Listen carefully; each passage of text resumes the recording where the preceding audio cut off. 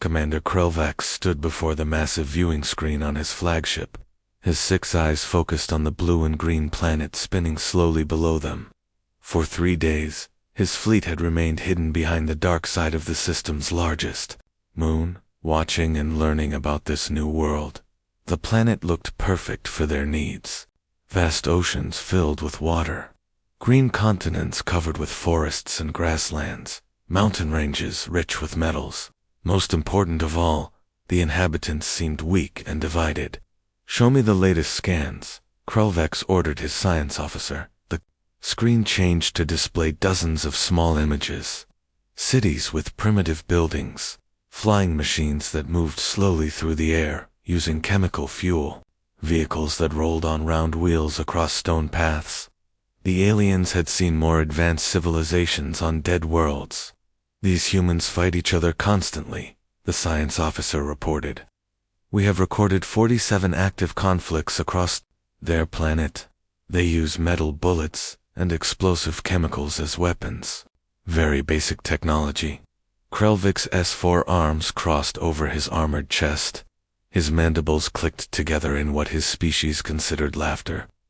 In his long military career, he had conquered 23 different worlds. Some species tried to resist at first. Others surrendered immediately when they saw the power of the Kethve Empire, but all of them eventually knelt before superior force. "Have you identified their leadership structure?" he asked. Confusing and inefficient, came the reply. "They divide themselves into nearly 200 separate groups, called nations. Each nation has its own leaders. Many of these nations hate each other and refuse to work together. When we begin harvesting operations, they will not be able to organize any meaningful resistance." The commander walked closer to the viewing screen. He had studied the reports carefully. These humans seemed to spend most of their time fighting among themselves over invisible lines on maps, different belief systems, and control of resources. Such a divided species would collapse quickly once faced with a real threat. "Their weapons are particularly amusing," another officer added. "They still use kinetic projectiles. No energy weapons, no force shields. Their most powerful explosives are crude nuclear devices that damage their own planet." Krelvex nodded approvingly. The Kethvi had conquered species with far more advanced technology. These humans would be easier than most. "Begin specimen collection," he commanded. "Select a healthy adult male from one of their military units. I want to understand their physical capabilities before we launch the full invasion." The hunting ship departed from the flagship's docking bay. It was a small, fast vessel designed for stealth operations. The pilot guided it toward the planet's surface, staying invisible to the primitive detection systems the humans used. Far below on Earth, Staff Sergeant Jake Morrison adjusted his helmet and checked his equipment. The morning sun was already hot in the Afghanistan desert. He had been deployed here for 8 months, leading patrols and protecting the forward operating base from enemy attacks. Jake was 28 years old and had served in the Marine Corps for 10 years. He had seen combat in 3 different countries and earned several medals for bravery. His squad respected him because he never asked them to do anything he would not do himself. "Movement on the ridgeline," called out Corporal Williams from his position behind a large rock. Jake raised his binoculars and scanned the distant hills. The area had been quiet for several days, but that often meant trouble was coming. Taliban fighters liked to watch American patrols before planning their attacks. "I don't see anything," Jake replied after a long moment. "Keep watching." He walked back toward the communications equipment to report their position to base camp. The patrol had been out for 6 hours, checking for hidden explosive devices along the main supply route. It was dangerous work, but someone had to do it. High above, the alien hunting ship observed the small group of humans. The pilot had been watching for an hour, studying their behavior and selecting the best target. The one called Jake Morrison appeared to be their leader. He was physically strong, mentally alert, and clearly experienced in combat. Target identified. The pilot reported to the flagship. Beginning capture sequence. The ship descended silently, using advanced cloaking. Technology that made it invisible to both eyes and machines. When it reached the proper altitude, a pale blue beam shot down from its belly. Jake never saw it coming. One moment, he was reaching for his radio. The next moment, every nerve in his body felt like it was on fire. His vision went white. His muscles refused to obey his commands.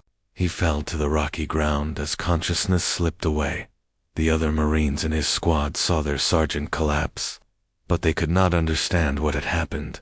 No gunshot, no explosion. Jake simply dropped like someone had turned off a switch in his brain. Morrison's down, Williams shouted, running toward his fallen leader, but before any of them could reach him, Jake's body began to glow with the same pale blue light. It lifted slowly into the air, floating upward like he weighed nothing at all. The Marines stared in shock and fear as their sergeant disappeared into empty sky. "Base, this is Patrol 7. Williams spoke frantically into his radio. "We have a situation. Sergeant Morrison, just ... He just vanished into thin air." Above the clouds, Jake's unconscious body was pulled into the alien ship through a circular opening in its floor. The hunting mission had been successful. The specimen was healthy and undamaged. When Jake finally woke up, he found himself lying on a cold metal table in a room unlike anything he had ever seen. The walls curved strangely and glowed with soft white light. Strange symbols covered surfaces that looked like control panels. The air smelled metallic and felt too clean. 3 creatures stood around him, and Jake's mind struggled to process what he was seeing. They were tall, at least 8 feet high, with dark green skin that looked like armor plating. Their heads were elongated with multiple eyes that glowed red in the strange light. 4 arms extended from their torsos, each ending in hands with too many fingers. One of the aliens made clicking and chittering sounds. Another responded with similar noises. They were talking, but Jake could not understand a single sound. The largest alien approached the table. It held a device that looked like a combination of scanner and weapon. When it pointed the device at Jake's head, images suddenly appeared in his mind. Pictures of other worlds, other species, all of them kneeling before these same alien creatures. The message was clear, even without words. Surrender or die. Jake Morrison had spent his entire adult life as a United States Marine. He had sworn an oath to defend his country and protect his fellow soldiers. That oath did not end just because he found himself captured by creatures from another world. He looked up at the alien towering over him and spoke clearly. "Go to hell." The hunt had begun, but the aliens had no idea what they had truly captured. Jake's eyes opened slowly as consciousness returned. His head pounded like someone had hit it with a sledgehammer.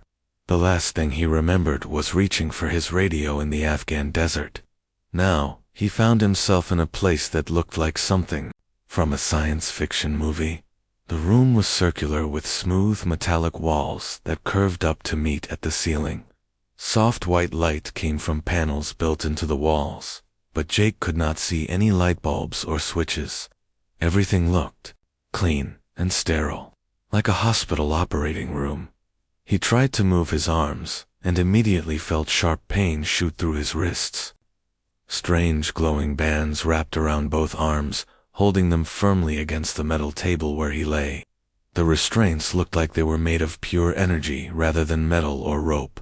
When he pulled against them, they grew tighter and sent electric shocks through his body.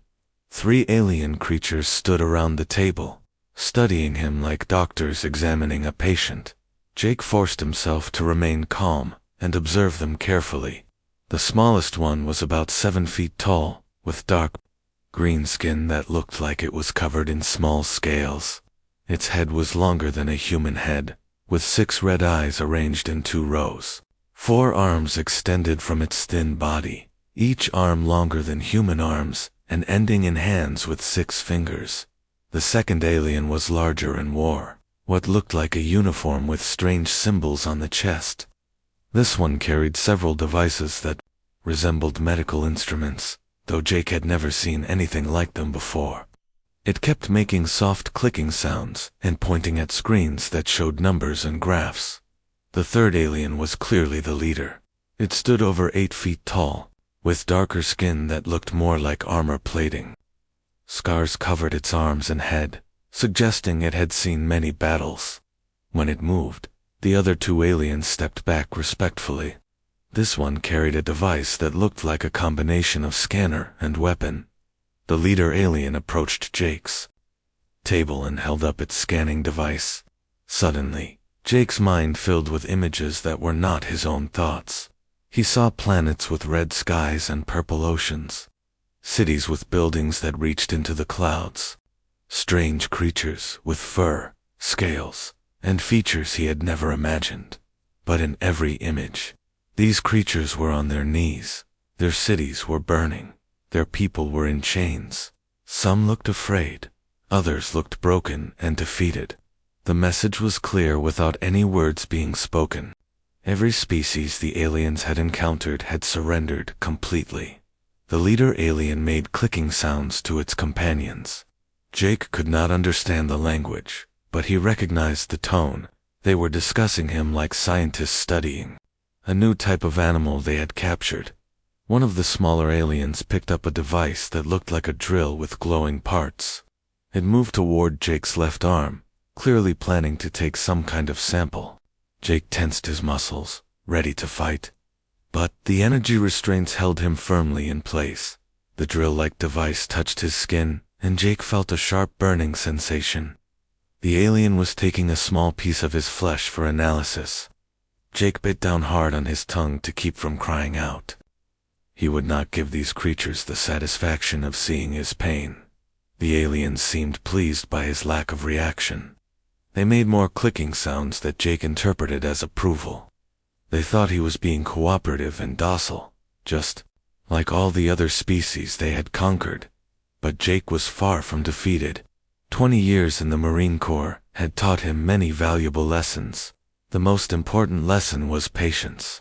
Sometimes the best action was no action at all. Watch, listen, learn, wait for the right moment. While the aliens continued their examination, Jake carefully studied everything around him. The room had one entrance, a circular doorway that opened and closed without any visible handle or switch. When it opened, Jake could see part of a corridor beyond. The corridor was well lit and seemed to curve to the left. He counted the number of aliens that entered and left the room. Most of the time, only 3 were present. But every few hours, 2 others would come in to check on the progress.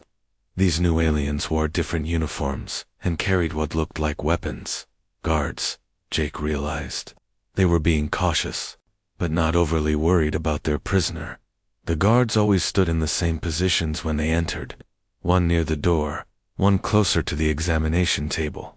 They spoke briefly with the scientists and then left. Jake timed their visits. Every 4 hours, almost exactly. Military precision, even among aliens. He also studied the equipment around the room. Most of it was beyond his understanding, but some things seemed familiar. Monitors showing his heart rate and breathing. Devices that appeared to measure his physical responses. The aliens were gathering data about human biology and psychology. One of the scientists attached a device to Jake's forehead. Immediately, he felt something trying to push into his thoughts. The alien was attempting to read his mind or access his memories. Jake had heard about experimental military programs that tried to do similar things.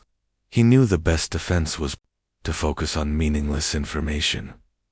He thought about baseball statistics from his childhood, the menu from his favorite restaurant back home, song lyrics from the radio, anything except military tactics, base locations, or information that could help the aliens in an invasion. The scientist made frustrated clicking sounds and adjusted its device. Jake continued filling his mind with harmless memories. His high school graduation, learning to drive, his first date, The aliens' attempts to break through his mental defenses grew more aggressive, causing sharp headaches, but Jake maintained his focus. After an hour, the scientist gave up and removed the device. It spoke to its companions in an annoyed tone. Jake had won this small battle, though the aliens did not realize they had been in a fight at all. As the hours passed, Jake learned more about his captors. They were confident but not arrogant, efficient but not cruel. They treated him like a valuable research subject rather than an enemy. This told him something important about their previous conquests. The other species had probably surrendered so quickly that the aliens never learned to be truly cautious. The scientists continued their work, taking samples and running tests. They measured his reflexes, tested his pain tolerance, and studied his physical responses to different stimuli. Through it all, Jake remained calm and observant, storing away every detail for future use. The aliens thought they were studying him. They had no idea that Jake Morrison was studying them right back, learning their weaknesses and planning his next move. The fifth day brought new tortures disguised as scientific research. Jake watched as the head scientist, a female alien he had learned was called Venacala, prepared another neural probe device. This one looked different from the previous instruments. Larger, more complex, with wires that glowed like lightning frozen in glass. Venacala approached the examination table with careful movements. She was smaller than the male aliens but clearly commanded great respect from her assistants. Her skin was lighter green with silver markings that Jake had come to recognize as signs of high rank. When she spoke, the others listened without question. "Today, we will map the specimen's language centers," she announced to her team in the clicking, chittering sounds of their native tongue. Jake had been hearing their language for days now. At first, it sounded like insects buzzing or machines breaking down, but slowly, patterns began to emerge. Certain clicks meant agreement. Different tones indicated questions. Some sounds were repeated often enough that Jake started to understand their meaning. The neural probe touched his temple and immediately sent waves of fire through his brain. But this time, instead of trying to read his thoughts, the device seemed to be forcing information into his mind. Words appeared in his consciousness, along with their meanings in the alien language. Kethve meant those who take with what they called themselves in their empire. Veltherin meant lesser beings, their term for every other species in the galaxy. Zekmaran meant harvest, what they did to conquered worlds. The information flowed painfully into Jake's mind, like water poured into a cup that was already full. He learned that the Kethvi Empire stretched across hundreds of star systems. They had been expanding for over 3,000 years, moving from planet to planet like locusts, consuming everything in their path. "Excellent progress," Vern observed, watching the readouts on her screens. "The specimen is absorbing linguistic data at an impressive rate, much faster than the Horlock specimens from the Epsilon system." Through the forced language download, Jake learned about the Horlock. They had been a peaceful species of plant-like beings who communicated through chemical signals. When the Kethvi arrived, the Horlock had tried to negotiate. They offered to share their advanced agricultural technology in exchange for autonomy. The Kethve harvested their entire civilization in less than 6 months. More information poured into Jake's burning brain. The Velcrin of the Tau system had been mastered. Engineers who built cities that floated in the clouds of gas giant planets.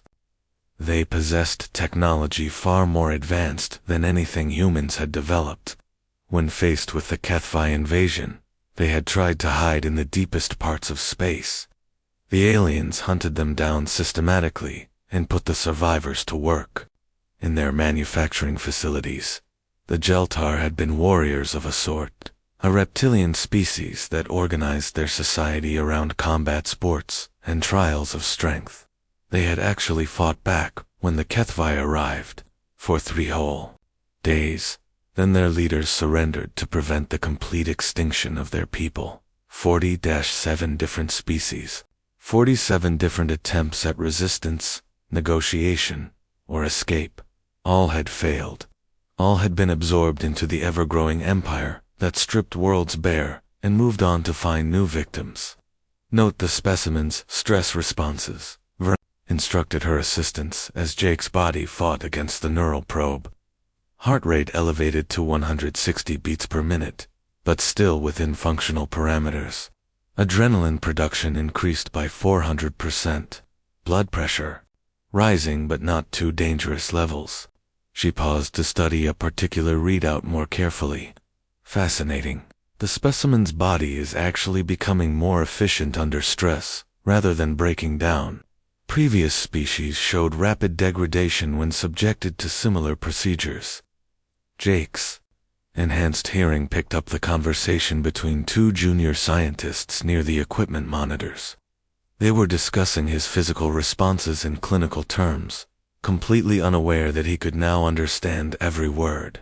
"The healing rate is remarkable," one observed. "We removed tissue samples yesterday, and the wounds have already closed completely." "Look at the muscle density scans," replied the other. "Significantly higher than any species we have encountered, and the bone structure is designed for impact resistance." Vrenakala approached the monitors to examine the data herself. "The specimen's physiology suggests adaptation for prolonged conflict. Notice the redundant organ systems. 2 kidneys, multiple pain response mechanisms, rapid blood clotting factors." She touched another screen showing brain activity patterns. "The neural structure is particularly interesting. Large sections devoted to pattern recognition, threat assessment, and tactical planning. This species has evolved specifically for warfare." Jake forced himself to remain still, despite the agony from the neural probe. The aliens were documenting every aspect of human biology that made his species dangerous, but they were interpreting the data as interesting scientific curiosities rather than warning signs. "The specimen shows no psychological breakdown despite days of examination," Vernakala noted. Previous species typically exhibited complete submission by this point. The Jeltar warriors lasted only 18 hours before their spirits were broken. She walked closer to the examination table and studied Jake's face with her multiple red eyes. "This one continues to observe us. See how his pupils track our movements. He is still gathering information, still planning. Remarkable mental resilience." One of her assistants approached with a new device. "Shall we proceed with the pain tolerance trials?" "Yes, but increase the intensity gradually. I want to map the complete range of this species' endurance capabilities." As the new torture device was prepared, Jake processed everything he had learned. The HFY had conquered 47 different civilizations, but none of them had been true predators. They had faced engineers, farmers, philosophers, and even warriors, but never a species that had spent its entire evolutionary history learning how to kill efficiently. The aliens saw his rapid healing as a biological curiosity. They viewed his stress responses as impressive physical adaptations. They documented his pain tolerance as an interesting research finding. But Jake understood what they were really measuring. They were cataloging every trait that had allowed humanity to survive ice ages, plagues, natural disasters, and countless wars. They were documenting the characteristics that had made humans the dominant species on a planet filled with creatures larger, stronger, and more naturally equipped for violence. The HFY had never encountered true predators because they had always moved on before their victims could adapt and fight back effectively. But humanity was different. Humans had been fighting and adapting for millions of years before the aliens arrived. As the pain device activated and sent lightning through his nervous system, Jake Morrison smiled despite the agony. These creatures had no idea what they had awakened. The 15th examination began, like all the others. Jake lay motionless on the cold metal table while Vrenakala prepared her instruments. 2 weeks of captivity had taught him the daily routine. First came the physical scans, then the tissue samples, followed by the neural probes that felt like electric fire in his brain. But today would be different. Jake had spent every waking moment studying the energy restraints that held his wrists and ankles. The glowing bands were programmed to respond to movement by tightening and delivering painful shocks. However, they were designed for species that submitted when hurt. The aliens had never encountered a creature trained to function through pain. Vern approached with a new probe device, this one larger and more threatening than the previous tools. "Today we will test the specimen's response to extended neural stimulation," she announced to her assistants. "Increase monitoring to maximum sensitivity." Jake watched her movements carefully. The lead scientist always followed the same pattern. She would position the probe, adjust the settings on her control panel, then lean forward to observe his reactions closely. In that moment, when her attention focused on the readings, she would be vulnerable. The probe touched his temple and immediately sent waves of agony through his skull. Jake had learned to expect this, but today he did something different. Instead of trying to resist the pain, he used it. The technique came from SEER training: survival, evasion, resistance, an escape instruction that every Marine received. When the human body experiences extreme stress, it produces massive amounts of adrenaline and other chemicals that can temporarily increase strength and speed. Most people fight against this response, trying to stay calm and controlled, but military training taught soldiers how to channel that energy into focused action. Jake twisted his left wrist against the energy restraint, not trying to pull away, but rotating it in a specific pattern he had practiced mentally for days. The movement caused the restraint to tighten and shock him, but he continued the motion through the pain. His instructor at SEER school had been a former prisoner of war who escaped from a Vietnamese camp using similar techniques. The energy band was designed to prevent prisoners from pulling their hands free, but it was not programmed to handle the complex twisting motion Jake was performing. After 12 seconds of continuous rotation, the restraint malfunctioned and flickered. Venicala was focused on her instruments and did not notice the brief flicker. Her assistants were monitoring other equipment. Jake had perhaps 30 seconds before they realized something was wrong. He twisted harder, feeling the energy band spark and weaken. The pain was extraordinary, like holding his hand in a fire, but Jake had been trained to function through worse. On his 13th rotation, the restraint shorted out completely and released his left hand, moving with the speed that only comes from months of planning. Jake grabbed a broken piece of the probe device that had fallen onto the table during an earlier examination. The metal fragment was sharp and roughly 6 inches long. Not much of a weapon, but enough. Venicala looked up from her readings just as the improvised blade found the soft spot between her armor plates. The alien scientist made a choking sound and staggered backward, green fluid flowing from the wound in her chest. "Alert! Alert!" shouted one of the assistants, reaching for an emergency control panel. Jake rolled off the examination table, his right hand still restrained but his left free. He grabbed the assistant's arm and twisted it behind his back with enough force to snap the joint. The alien dropped without making another sound. The third scientist ran toward the circular doorway, probably trying to summon guards. Jake picked up Venicala's probe device and threw it with the accuracy of someone who had played baseball in high school and remained physically fit for 20 years. The heavy instrument struck the fleeing alien in the back of the head, and he collapsed near the entrance. Jake quickly freed his remaining restraints using the control panel that Venicala had been operating. The aliens had made their equipment too user-friendly, big, obvious buttons and simple interfaces that even a primitive human could figure out. He stripped the uniform from the smallest alien and put it on over his own clothes. The fit was terrible, but from a distance it might fool someone for a few seconds. Jake also took what appeared to be a weapon from the unconscious guard's belt. The device was lighter than he expected and had no obvious trigger, but it hummed with energy when he touched certain sections. The corridor outside the examination room was empty. Jake moved quickly but carefully, staying close to the walls and avoiding the main pathways. His enhanced understanding of the alien language helped him read signs and navigate through the ship's complex layout. The vessel was much larger than he had imagined. Corridors stretched in multiple directions, and Jake could hear the sounds of activity coming from different sections. Hundreds of aliens must be working aboard this ship, but most of them seemed to be in other areas. Jake found maintenance shafts behind removable panels in the walls. The spaces were cramped and filled with pipes and cables, but they allowed him to move through the ship without being seen.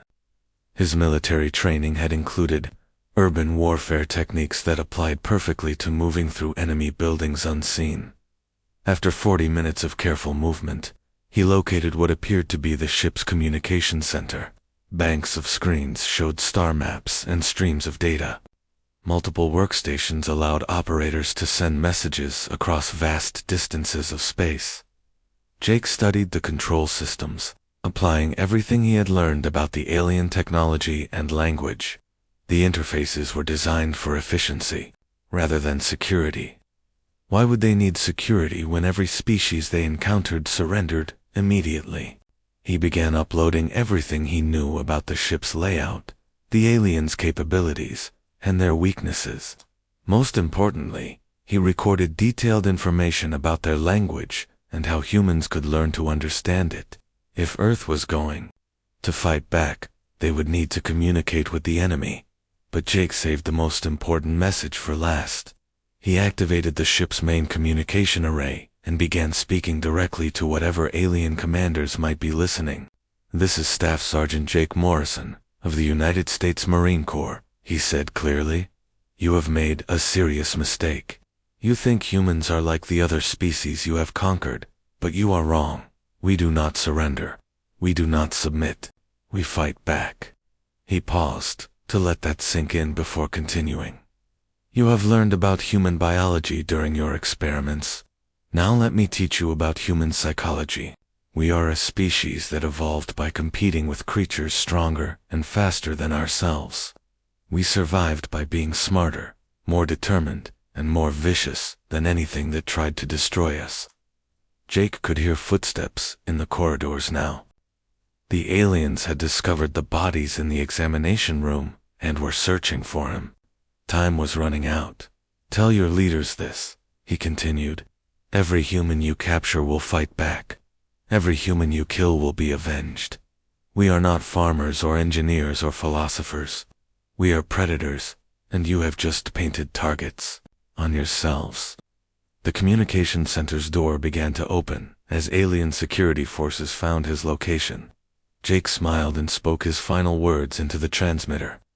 "You should have left us alone." Jake's fingers moved across the alien control panel with desperate speed. Green blood from his wounded shoulder dripped onto the communication console, but he ignored the pain. The ship's entire database was now open to him, thanks to the access codes he had memorized during his captivity. "Attention HFY Empire." He spoke clearly into the transmitter while simultaneously uploading massive files of information. "You have made a mistake. We are not like the others you have conquered. We are humanity, and we do not kneel." The first file he transmitted contained footage from World War II, black and white images of Allied soldiers storming the beaches of Normandy under heavy fire. Young men charging machine gun nests, knowing they would probably die. Jake narrated as the images flowed through space to every HFY communication relay. "This is how humans fight when cornered," he explained. "These soldiers knew they were walking into death, but they advanced anyway, because their cause was more important than their lives." Next came footage from the siege of Stalingrad. Russian soldiers fighting house to house, room to room, refusing to surrender, even when surrounded and outnumbered. Women and children building barricades in the streets. Old men making weapons in basement factories while bombs fell around them. 6 months of fighting in one city, Jake continued, his voice growing stronger despite his injuries. "Your armies would have taken it in 6 days. These humans held it for 6 months, because they would rather die fighting than live as slaves. The aliens monitoring the communication channels were beginning to understand that something unprecedented was happening. Alarm signals started flashing on screens throughout the ship as Jake's transmissions reached every vessel in the fleet. He uploaded more files. The Battle of Thermopylae, where 300 Spartan warriors held off hundreds of thousands of Persian invaders. The Siege of the Alamo, where vastly outnumbered defenders fought to the last man rather than surrender. The Warsaw Ghetto Uprising, where people armed with homemade weapons fought against an army that had conquered most of Europe. You study other species and find farmers, engineers, philosophers, Jake said as footsteps echoed in the corridors outside. You found us and thought we were the same, but humans are different. We are the species that survived by learning how to kill everything that threatened us.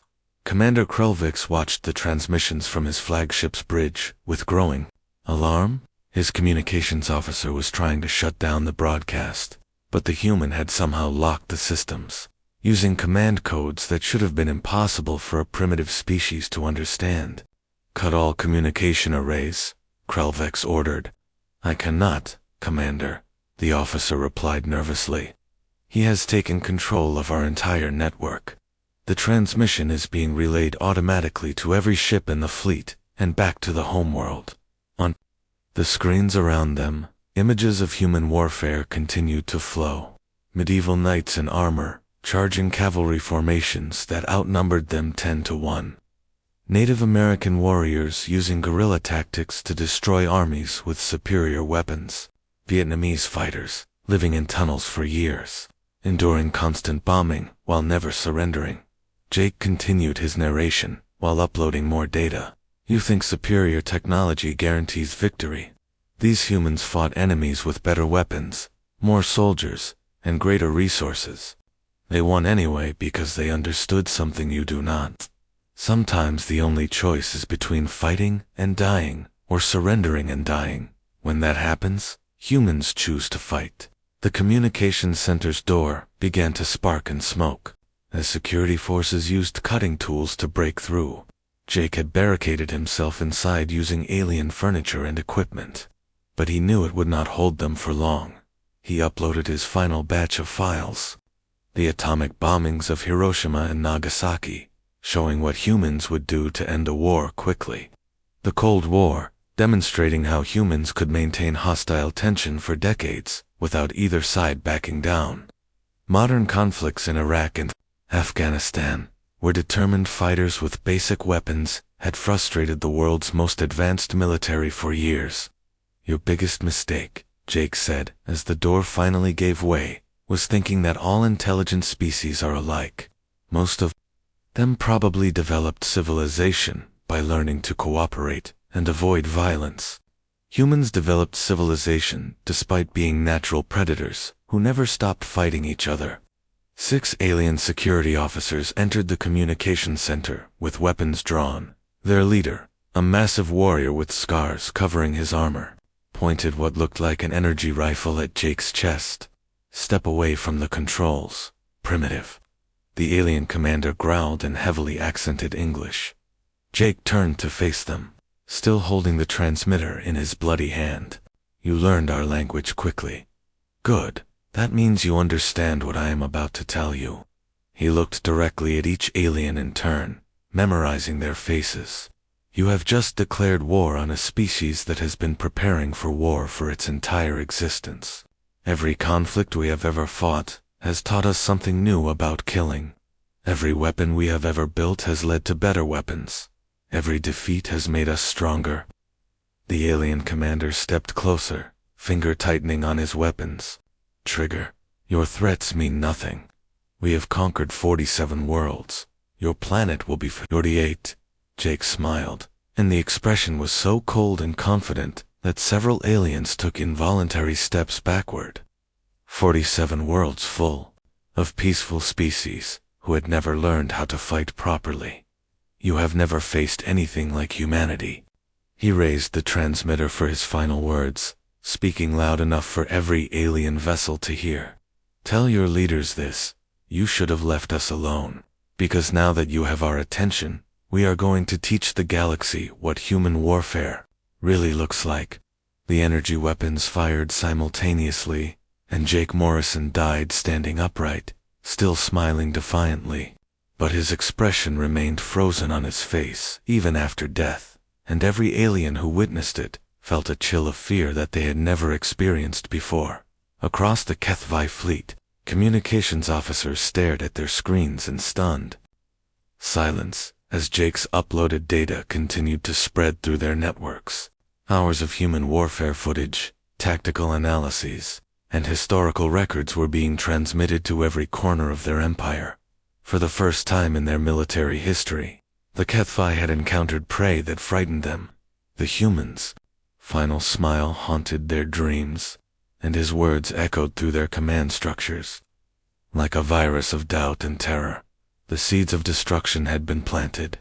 High Admiral Zethmer stood in the command center of the HFY flagship, watching the humans' final transmission for the 7th time.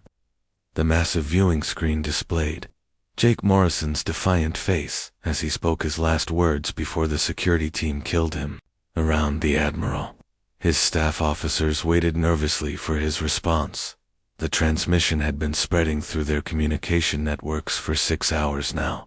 Every ship in the fleet had received it. Every officer had seen the footage of human warfare that the specimen had uploaded. The reaction among the crew was something Zethmer had never witnessed before in his 40 years of military service. Fear. Analysis complete, Admiral, reported his chief intelligence officer. The human uploaded approximately 12,000 hours of combat footage spanning their entire recorded history. The data shows consistent patterns of aggressive behavior across all time periods and geographical regions. Zethmer nodded grimly.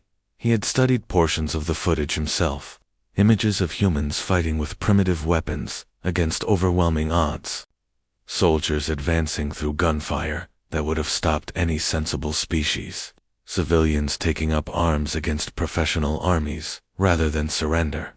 What concerns me most, the intelligence officer continued, is the technological progression. This species has consistently developed new methods of warfare alongside their other advances. They appear to view military innovation as equally important as scientific or cultural development. War Leader Krolvin entered the command center with heavy footsteps that echoed off the metal walls. He was the largest HFY aboard the ship, standing nearly 9 feet tall, with armor that showed the scars of dozens of planetary conquests. His 4 arms carried weapons that had never failed to break enemy resistance. Admiral Krolvin growled, "My assault commanders are requesting clarification of our orders.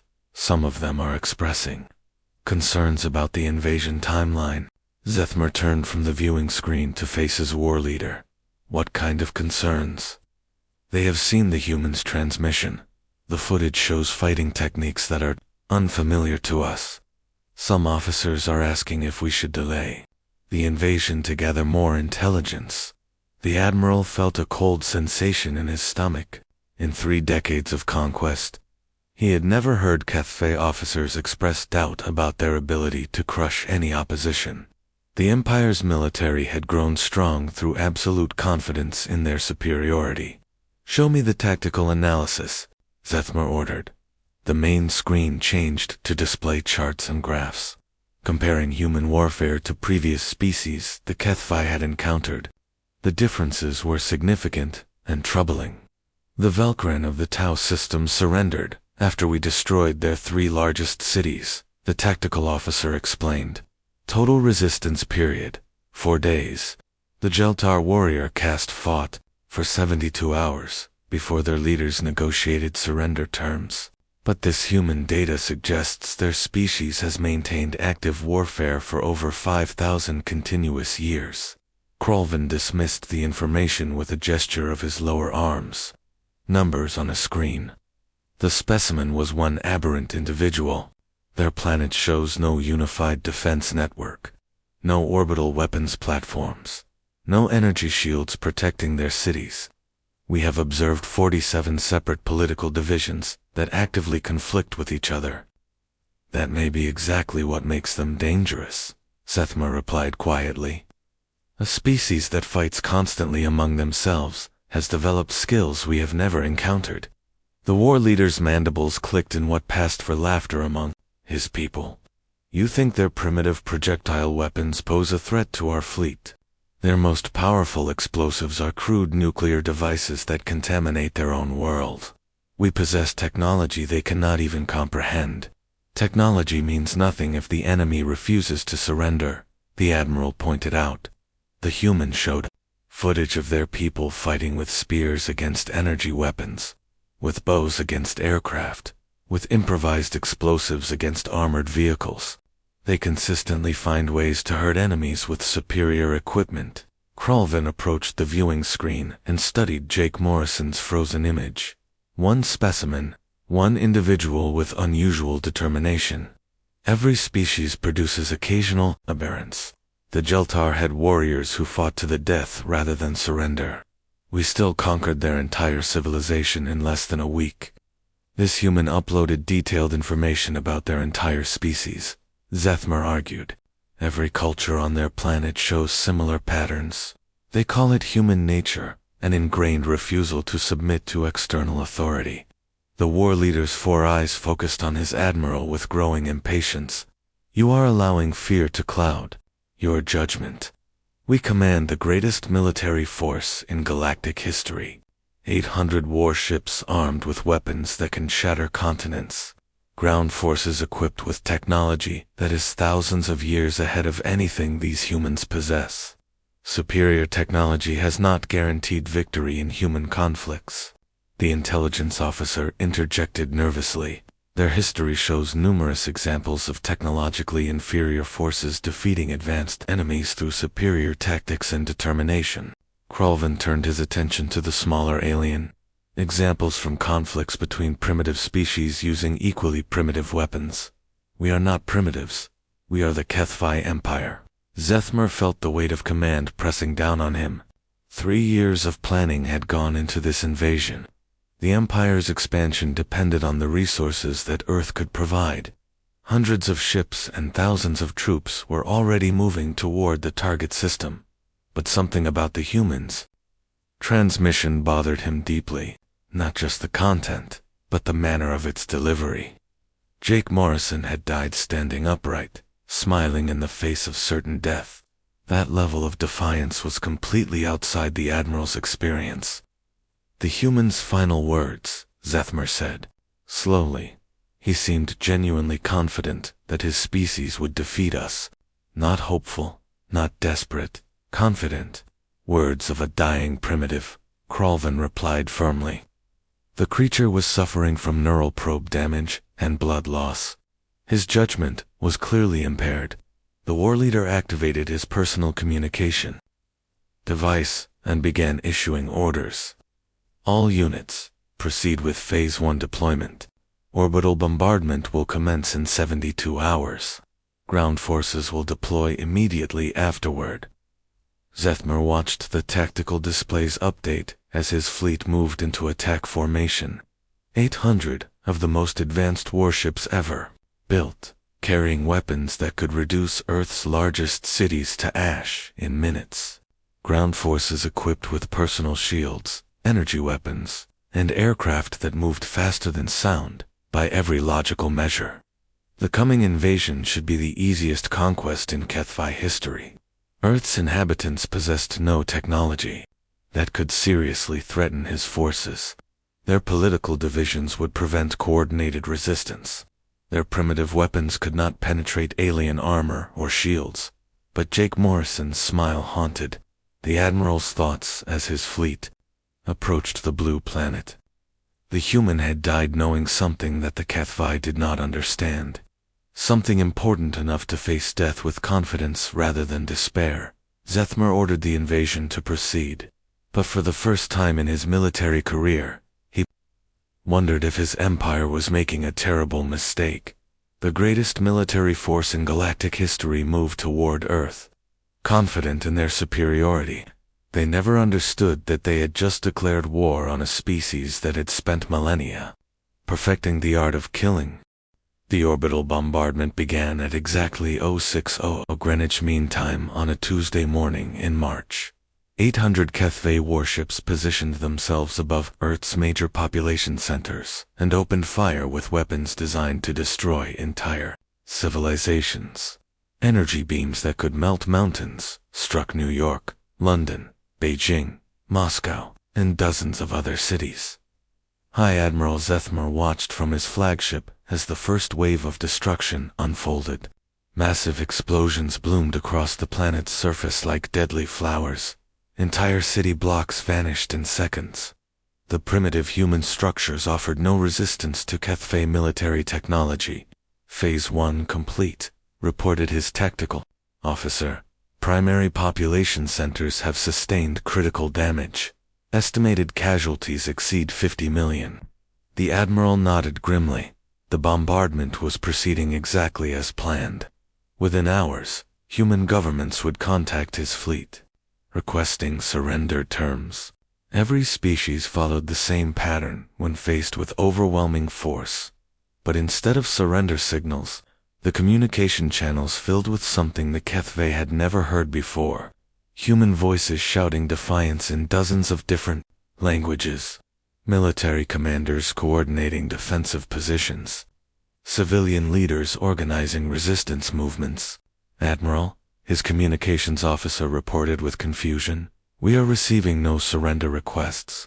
Instead, they appear to be mobilizing for war." Zethmer studied the tactical displays, showing activity across Earth's surface.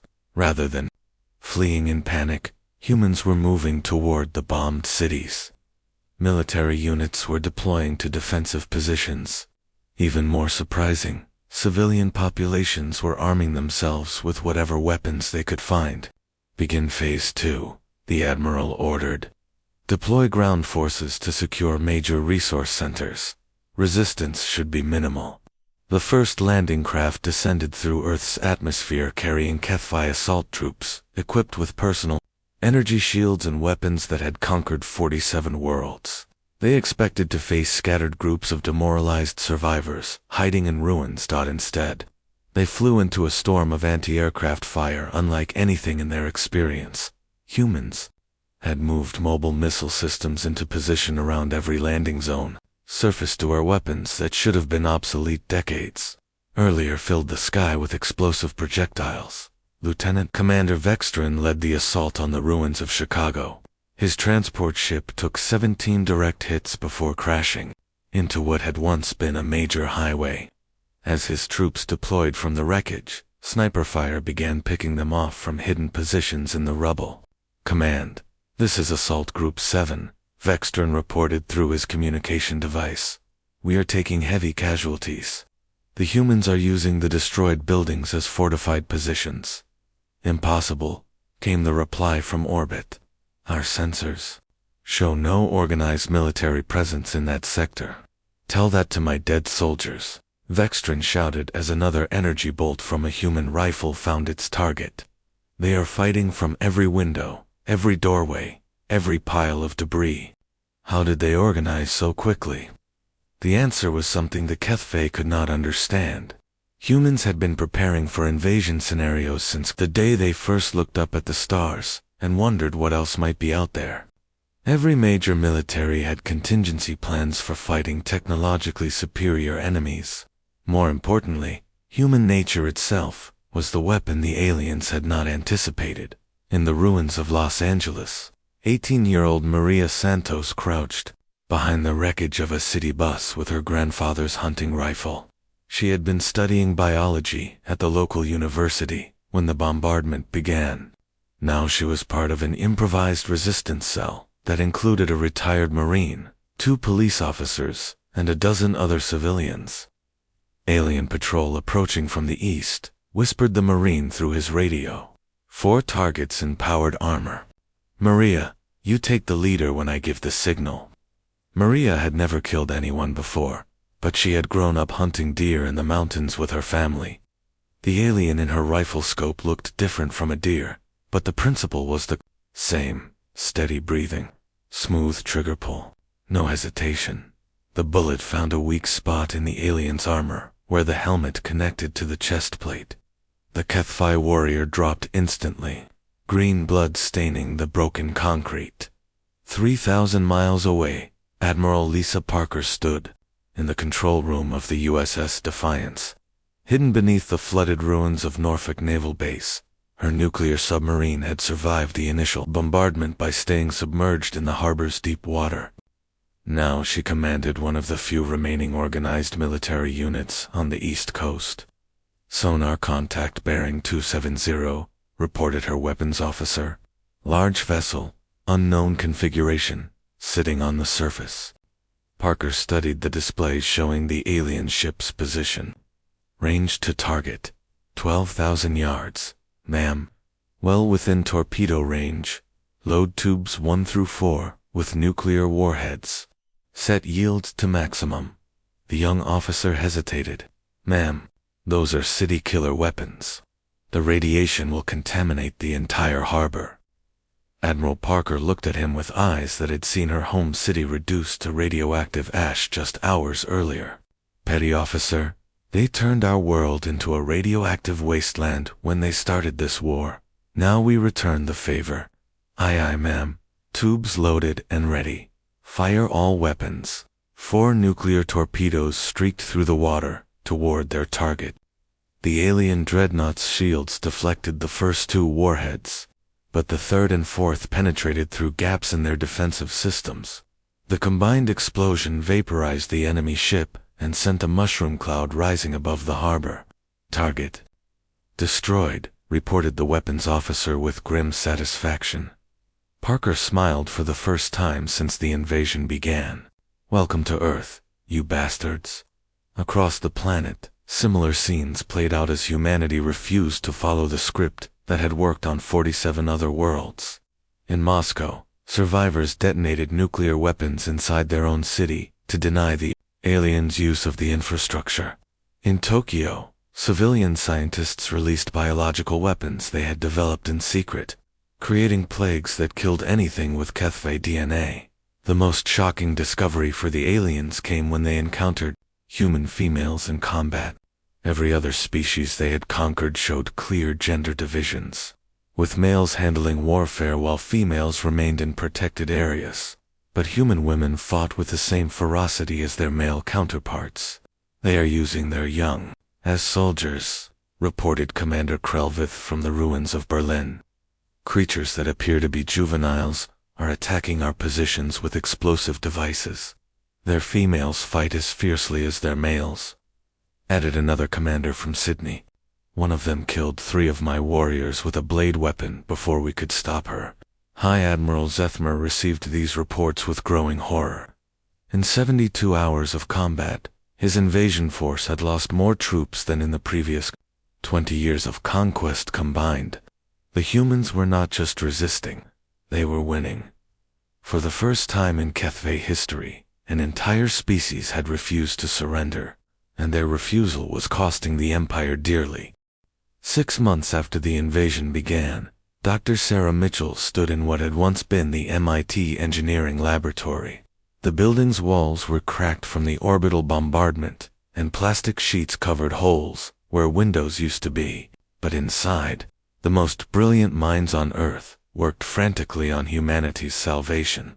Scattered across dozens of tables lay pieces of HFY technology recovered from crashed alien ships.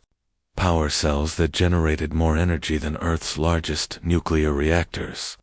Hull plating that could withstand direct hits from tank shells. Weapons that fired concentrated energy instead of bullets. "The propulsion system is almost ready," Sarah reported to General Marcus Webb, who had become Earth's military coordinator after most governments collapsed. "We think we understand how their faster-than-light travel works." Webb studied the strange curved device that human engineers had built using salvaged alien components. "How long until we can build a ship?" "The USS Retribution should be ready for launch in 2 weeks," Sarah replied. "But General, you have to understand what we're really building here. This isn't a rescue mission or a diplomatic vessel. We're creating a weapon designed for one purpose." The General's face showed no emotion. He had spent the last 6 months watching human civilization burn, while the aliens systematically destroyed every major city on Earth. Doctor, they turned our planet into a graveyard. What we do to them is justice. 2 weeks later, Captain David Chen stood on the bridge of humanity's first starship. The USS Retribution had been built in the underground shipyards beneath the ruins of Seattle, using every piece of alien technology that human salvage teams could recover. The ship was not elegant or beautiful. It looked like what it was, a weapon built by desperate people who had nothing left to lose. David's crew consisted of volunteers who had lost everything in the invasion. His navigator, Lieutenant Kim Roberts, had watched the aliens glass her hometown of Phoenix. His weapons officer, Commander James Wilson, had seen his wife and children killed when energy beams destroyed their apartment building in Denver.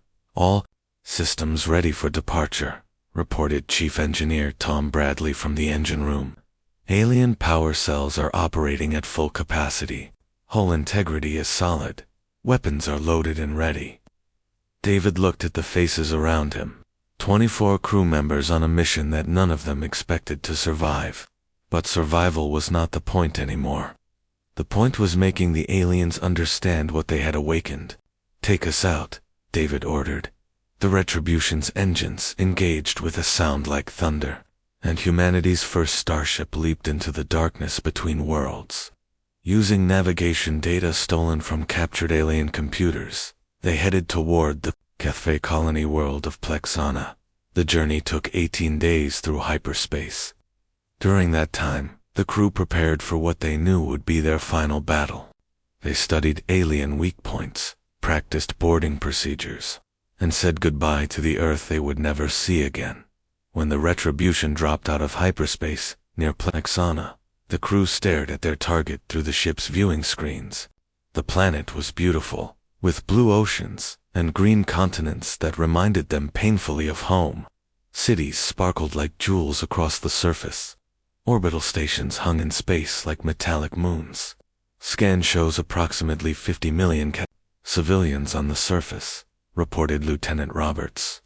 Multiple orbital defense platforms, 27 military vessels in defensive positions. David studied the tactical display. The alien defenses were formidable, but they were designed to fight other HFY ships using standard military tactics. They were not prepared for humans who fought like cornered animals. "Launch all missiles at the orbital platforms," David ordered. "Target their communication arrays first. I want them isolated and confused before we begin the real attack." The Retribution's weapons systems fired salvos of nuclear-tipped missiles that human engineers had modified using alien technology. The orbital platforms, built to withstand conventional weapons, could not resist the primitive but devastating power of atomic explosives. One by one, the defensive stations vanished in brilliant flashes of light. The alien ships moved to intercept the human vessel. But David had studied their tactics during the invasion of Earth. HFY commanders followed predictable patterns, expecting their enemies to behave like civilized soldiers. "Ramming speed," David commanded. "Target the largest enemy vessel." His crew stared at him in shock. Ramming was a suicide tactic that no sane military would consider. "Sir," Commander Wilson protested, "we have other options. Our weapons can damage them from range." "Damage is not enough," David replied coldly. "They need to understand what total war means." The Retribution accelerated directly toward the HFY flagship, ignoring the energy beams that stabbed through space around them. At the last moment, David's ship rolled to avoid collision and fired every weapon they had into the alien vessels. Exposed engines. The enemy ship exploded like a small star, taking 3 smaller vessels with it in the blast. For the next 6 hours, the human ship moved through Plexana's orbital space like a shark among fish. They used tactics the aliens had never seen before, hiding behind debris clouds, firing from unexpected angles, using the planet's gravity to slingshot around an attack from behind. When the last alien warship was destroyed, David turned his attention to the planet itself. "Sir," Lieutenant Roberts reported nervously, "we are receiving surrender requests from the surface. Civilian leaders are asking for evacuation terms." David thought about the images he had seen of Earth's major cities. Glass craters where millions of people had lived and worked and raised their families. Children's playgrounds turned to radioactive ash. Schools and hospitals reduced to rubble. "Open a communication channel to the planet," he ordered. The main screen displayed the face of a HFY civilian leader. The alien's multiple eyes showed fear as it spoke in broken English. "Human vessel, we request mercy for non-combatant populations. We will surrender unconditionally and provide reparations for damages to your world." David leaned forward in his command chair. "You came to our planet to harvest us like crops. You bombed our cities. You killed our children. You showed us what conquest looks like." The alien's mandibles clicked nervously. "Please, we only followed orders. Many of us opposed the invasion." "Following orders," David repeated slowly. "That's what the war criminals said at Nuremberg too. But you know what? We're past the point of caring about orders, or innocence, or mercy." He gestured to his weapons officer. "Fire all weapons. Target every city, every installation, every sign of civilization. They wanted to harvest us. Now they'll understand what that really means." Commander Wilson hesitated for a moment, then began the bombardment. Energy beams and nuclear missiles rained down on Plexana like the wrath of an angry god. Cities that had stood for thousands of years vanished in seconds. Millions of years of alien civilization were erased in less than an hour. When it was over, Plexana was a dead world, just like Earth had nearly become the HFY. Empire learned too late that cornering a predator species only made them more dangerous. 2 years after the USS Retribution destroyed Plexana, the war had spread across half the galaxy. What started as humanity's desperate fight for survival had become something far more terrible. Human fleets now moved through space like a plague, destroying every HFY world they could find. Emperor Velthax stood in the ruins of his palace on the HFY homeworld, watching the final battle unfold in the skies above. Human ships filled the orbital space around his planet, their weapons turning his mighty fleet into floating debris. The capital city burned below him, and the screams of his dying people echoed through the streets. The Emperor was old, even by HFY standards. He had ruled for over 60 years, and watched his empire grow to span hundreds of star systems. But in less than 2 years, these humans had destroyed everything his people had built over 3 millennia. "My lord," his communications officer called out desperately, "the outer defenses have fallen. Human ground forces are landing in the eastern provinces." Veltac's forearms hung limply at his sides. His flagship had been destroyed in the first hour of battle. His orbital stations were gone. Most of his military commanders were dead. The few remaining ships were fleeing toward distant systems, carrying refugees who might survive long enough to find new homes. "How many worlds have we lost?" he asked quietly. "All of them, my lord. The humans have destroyed every major colony. Plexana, Morthic, Velkanen, Zorthal, even the mining stations in the Outer Rim. They leave nothing alive." The Emperor walked to his communications console, his feet crunching on broken glass from shattered windows. Outside, human aircraft screamed overhead, dropping explosives on the few remaining government buildings.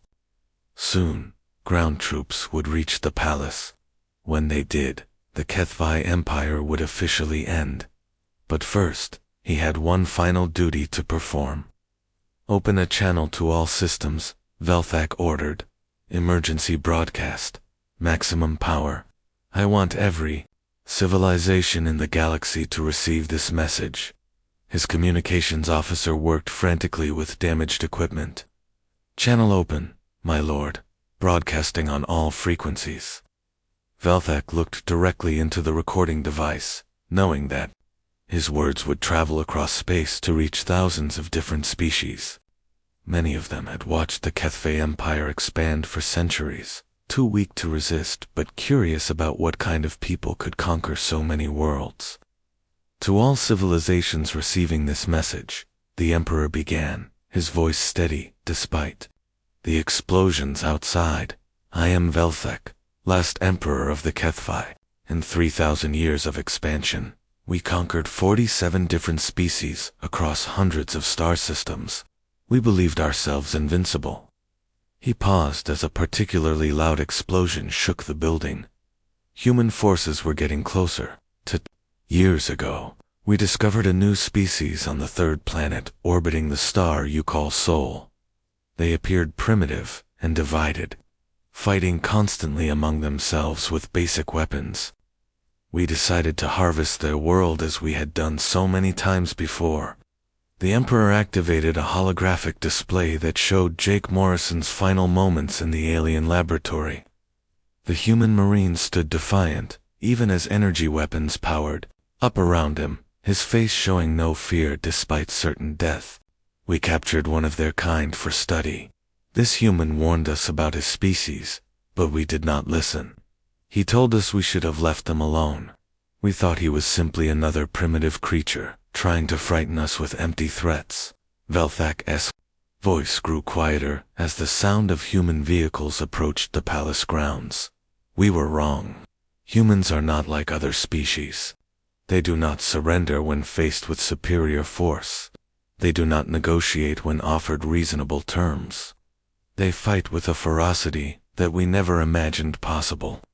The recording showed scenes from the invasion of Earth, human civilians taking up arms against professional soldiers, children carrying weapons too heavy for their small bodies, elderly people building explosives in basement workshops, women fighting beside men with equal determination. They turned their entire planet into a weapon against us, the Emperor continued. Every human became a soldier. Every building became a fortress. They used nuclear weapons against our forces even when it contaminated their own cities. They released biological weapons that they had created in secret. They fought us in ways that violated every principle of civilized warfare. More footage appeared on the display. Human ships attacking HFY worlds with tactics that no military academy had ever taught. Ramming attacks that destroyed both vessels. Suicide missions, where entire crews sacrificed themselves to damage single targets. Bombardments that reduced beautiful worlds to lifeless rocks. In less than 2 years, they have destroyed our entire empire. Not conquered it, not occupied it, destroyed it completely. They leave no survivors, take no prisoners, accept no surrender. This is not war as we understand it. This is extermination. The palace doors exploded inward as human soldiers entered the building. Velthak could hear their heavy footsteps echoing through the corridors, getting closer to the communications center. I broadcast this warning to every species capable of receiving it, the Emperor said urgently. Avoid the third planet in the Sol system. Do not attempt contact. Do not approach their space. The humans have proven that some species are too dangerous to disturb. He looked directly into the camera for his final words. We thought we were hunting prey, but we awakened predators. The first human we captured tried to warn us. He said we should have left them alone. Those were the truest words ever spoken. The recording ended as human soldiers burst into the communications center. Emperor Velthak died with his forearms spread wide, facing his killers with whatever dignity remained to the last member of his species. 50 light-years away, General Ryan Murphy stood on the bridge of the TDS Vengeance, humanity's newest and largest warship. Through the viewing screens, he watched the final bombardment of the HFY homeworld. The planet that had been the center of a galactic empire was now a glowing cinder, joining 46 other worlds that humanity had sterilized in their campaign of revenge. All targets destroyed, sir, reported his tactical officer. No life signs remaining on the surface. Murphy nodded grimly. Set course for the Outer Rim territories. Intelligence reports indicate 3 more HFY refugee fleets trying to establish new colonies, as the human fleet prepared to jump to hyperspace. Communication officers across the galaxy received Veltic's final transmission. Species that had never heard of humans suddenly learned about the terrifying civilization that had emerged from the Sol system. Within days, every star chart in known space was updated with new markings. The Sol system became forbidden territory, surrounded by warning beacons that broadcast a simple message in hundreds of languages. Dangerous species, do not approach. The galaxy had learned its lesson. Some sleeping giants should never be awakened.